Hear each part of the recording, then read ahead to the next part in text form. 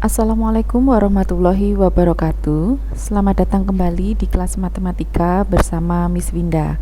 Anak-anakku, mari kita tuntaskan pembahasan bab 3 mengenai kaidah pencacahan. Nah, yang terakhir akan kita bahas adalah tentang kombinasi. Seperti apa kombinasi? Kombinasi adalah cara kita menyusun beberapa unsur yang berbeda namun tanpa memperhatikan urutan. Kombinasi asal katanya dari combination sehingga notasinya dapat dituliskan sebagai berikut. Huruf C itu menyatakan kombinasi. Ada 4 cara menuliskannya. Secara umum, kombinasi dituliskan sebagai kombinasi R dari N unsur yang berbeda. Kita bisa menghitungnya dengan cara N faktorial dibagi dengan R faktorial dikali N min R faktorial, di mana N min R ini adalah selisih dari unsur yang tersedia dan unsur yang diambil. N dan R adalah bilangan asli. Apa saja hubungan permutasi dan kombinasi? Permutasi merupakan kombinasi dikali dengan R faktorial. Nah, dari sini kita bisa melihat bahwa permutasi yang sudah kita bahas di pertemuan sebelumnya dengan kombinasi yang sedang kita bahas saat ini adalah, ya benar sekali, permutasi menghasilkan hasil yang lebih banyak daripada kombinasi itu sendiri. Oke, lebih lanjut kita akan membahas contoh soal agar kalian bisa lebih memahami tentang kombinasi. Contohnya adalah dalam sebuah kelas terdapat 20 siswa. Pada suatu kompetisi akan dipilih 3 siswa yang mewakili kelasnya. Berapa banyak cara memilih perwakilan kelas tersebut? Misalkan kita akan mengambil 3 siswa itu inisial A, B, dan C. Nah, apabila kita menyusunnya dengan cara permutasi A, B, C atau B, C, A atau C, A, B tentunya sudah tidak cocok lagi. Kenapa? Karena dalam satu tim yang terbentuk intinya sama aja.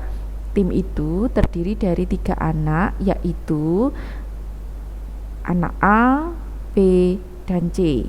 Sehingga susunan A, B, C, B, C, A, C, A, B kita anggap ini sama, atau kita hitung ini sama dengan 1.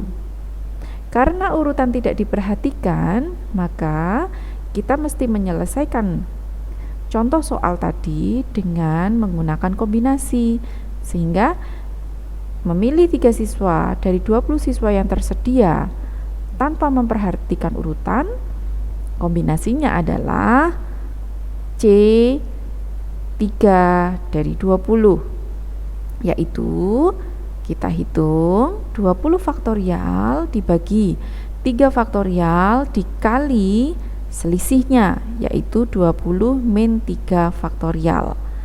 Hasilnya adalah 20 faktorial dibagi 3 faktorial dikali 17 faktorial. Kalau sudah kamu uraikan dengan cara faktorial, maka didapatkan hasil 1140. Bagaimana? Sudah lebih paham? Nah, perbedaan permutasi dan kombinasi ada di pertama, notasinya.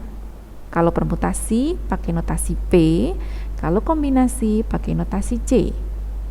Kemudian ada di urutannya. Di permutasi sangat diperhatikan, kalau di kombinasi tidak diperhatikan. Yang ketiga, hasil akhirnya. Permutasi lebih banyak hasilnya dibanding dengan kombinasi. Kombinasi lebih sedikit. Dan tentu saja cara perhitungannya pun berbeda. Kalau permutasi cukup membagikan n faktorial dibagi dengan selisihnya n min r faktorial. Tetapi kalau kombinasi masih ada pembaginya lagi, yaitu r faktorial. Nah, bisa dilihat ya bahwa pembaginya pada kombinasi ini jauh lebih besar sehingga akan menghasilkan hasil yang lebih sedikit. Oke, sudah bisa membedakan ya antara permutasi dan kombinasi. Mari kita menyelesaikan persoalan sehari-hari seperti di tugas ini. Ada 2 soal yang tersedia. Nah, kalian analisa bagaimana cara menyelesaikannya. Kalau sudah bisa, boleh beranjak ke soal HOTS yang sudah Miss Winda sediakan di sini. Nah, jika ada kesulitan, kita bisa bahas di pertemuan yang akan datang. Jangan khawatir, akan ada Zoom meeting untuk kalian. Oke. Sekian dari Miss Winda, sampai jumpa. Wassalamualaikum warahmatullahi wabarakatuh.